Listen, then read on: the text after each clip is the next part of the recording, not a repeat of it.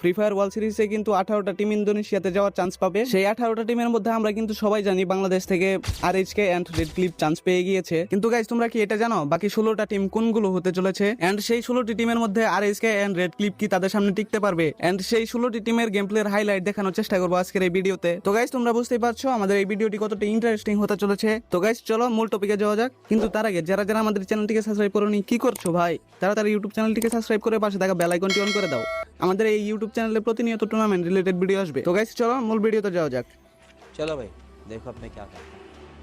Guys আমি আপনাদেরকে প্রথমত একটি কথা বলে দিতে চাই, সেটি হচ্ছে আমাদের বাংলাদেশ থেকে আরএইচকে এন্ড রেড ক্লিপ যেভাবে গেম খেলে পরিশ্রম করে নিজেদেরকে প্রুভ করে ইন্দোনেশিয়াতে যাওয়ার চান্স পেয়েছে, ঠিক সেইভাবেই বাকি 16টা টিম তাদেরকে প্রুভ করে ইন্দোনেশিয়াতে যাওয়ার চান্সটি পেয়েছে। তো গাইস চলো এখন দেখা যাক কোন 16টি টিম চান্স পেয়েছে। গাইস প্রথমে আসবো টিম ইভোসকে নিয়ে। টিম ইভোস এই টুর্নামেন্টে ইনভাইটেড টিম হিসেবে থাকবে, কেননা টিম ইভোস ইডব্লিউসি 2025 এ চ্যাম্পিয়ন হন, তাই গেরিনা তাদেরকে ইনভাইটেড টিম হিসেবে রাখবেন। এবং এরপরে যদি আসি তাহলে পাকিস্তানের কথা বলা যায়। পাকিস্তানরা মূলত একটি স্লট পায় এবং সেই স্লটে হটশকরা জায়গা করে নেয়। হটশক কেমন একটি দল সেটি আপনারা যারা যারা টুর্নামেন্ট টাইপের ভিডিও দেখে থাকেন, টুর্নামেন্ট দেখে থাকেন, তারা হয়তো অনেকেই জানেন। টিম হটশক টপ 12তে জায়গা করে নিয়েছিল, অর্থাৎ গ্র্যান্ড ফাইনালে গিয়েছিল। তো গাইস চলুন হটশক যেই ম্যাচে কোয়ালিফাই করেন সেই ম্যাচের হাইলাইটটি একটু দেখে আসা যাক। फ्री फायर वर्ल्ड सीरीज 2025 के ग्रैंड फाइनल्स के दोनों ही टीम्स चैंपियंस के लिए तैयार हैं। दोनों ही रेस यहाँ पे नॉक हो जाएंगे। एक प्लेयर टीम रेजरक्शन के टीम हॉट शॉट अपने रिवाइवल अंदाज के साथ, कोई प्लेयर नॉक नहीं है, टीम हॉट शॉट तैयार है। क्या तैयारी हो चुकी है? अपने पाकिस्तान का परचम लहराने के लिए तैयार है, तैयारी हो चुकी है। Team hot shot master blaster Puja. তো গাইস তোমরা দেখতেই পারলে টিম হটশক কিভাবে চ্যাম্পিয়ন হয়ে গেছে। এবং পরবর্তী টিমগুলোর কথা যদি বলতে যাই সেটি হলো সাউথ এশিয়ার টিমগুলো। তো গাইস তোমরা হয়তো জানো সাউথ এশিয়া অনেকগুলো দেশ নিয়ে গঠিত, যেমন থাইল্যান্ড, ভিয়েতনাম এন্ড ইন্দোনেশিয়া, এরকম অনেকগুলো দেশ নিয়ে সাউথ এশিয়া গঠিত হয়। এর কারণে সাউথ এশিয়াতে অনেকগুলো দেশ হওয়াতে তারা 8টি স্লট পায়। সেই 8টি টিমের নাম হলো team Falcon, Heavy, Buriram United sports, RRRQ and go, AG Global, bit sports and go. এই 8টি টিম সাউথ এশিয়া থেকে ফ্রি ফায়ার ওয়ার্ল্ড সিরিজে কোয়ালিফাই করেন এন্ড এদের মধ্যে চ্যাম্পিয়ন হন টিম ফ্যালকন। তো চলুন টিম ফ্যালকন কিভাবে চ্যাম্পিয়ন হয় তার একটি ক্লিপ আমরা দেখে আসি। ปล่อยฟอลคอนไปครับแต่พวกเขาก็ต้องสู้เต็มที่เหมือนกันเพื่อโควต้าในการไปสู่ระดับโลกเข้าไปแล้วแล้วยิงมาตรงนี้ใครโดนก่อนเป็นกูกาตอนจะได้พิธาได้ก่อนแต่ว่าคาร์โลเก็บกูกาได้ครับขอแค่ตรงนี้เท่านั้นเองแล้วยิงใส่มาแล้วตัวฟอลคอนหล่นไปก่อนคนที่พี่เก็บได้จับได้แต่ส่วนได้เลยแค่นิดเดียวครับเราไปอยู่ตรงนี้คนเดียวเราจบเลยครับแชมเปี้ยนล้านตอน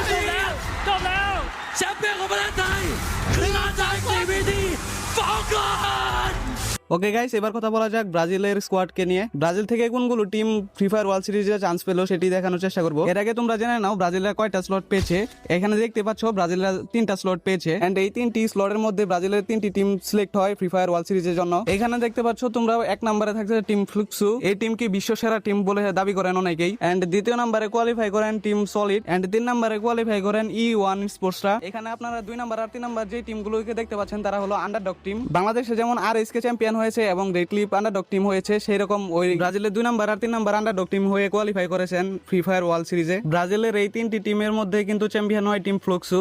তো চলুন টিম ফ্লুক্সু কিভাবে চ্যাম্পিয়ন হলো তার একটি হাইলাইট দেখে আসি আমরা। Só generando um fluxo, mas pra competição, pros outros times, não é o melhor caminho, Carlão. O fluxo pode ficar no sanduíche. Lost acertado, a briga já começa. Aí o An tentando capitalizar kill por aqui. Lost no chão, e aí quem será que busca? Tem Gil no solo, Iago derruba. Faz a boa por lá, meus amigos, são 3 jogadores do fluxo em pé. Vem, lança a granada pra cima dele, Butizinho acerta o primeiro, tem Lego no chão. Pode acabar agora, e Gil voltou, retorna. Eles vêm com 4 jogadores, aquele poder de recuperação absurda. Olha a formação do fluxo, né? Tentando trabalhar muito bem a sua negativa. Só que a Loud vem chegando por aqui. E aí o Ari curta!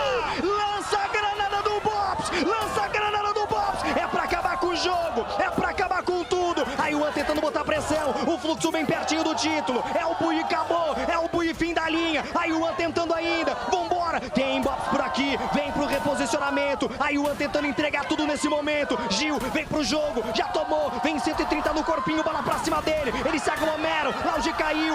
É um 4x3 pro fluxo. É o Bui já era. É pra sair como campeão. Pra cima. Não para. É o fluxo!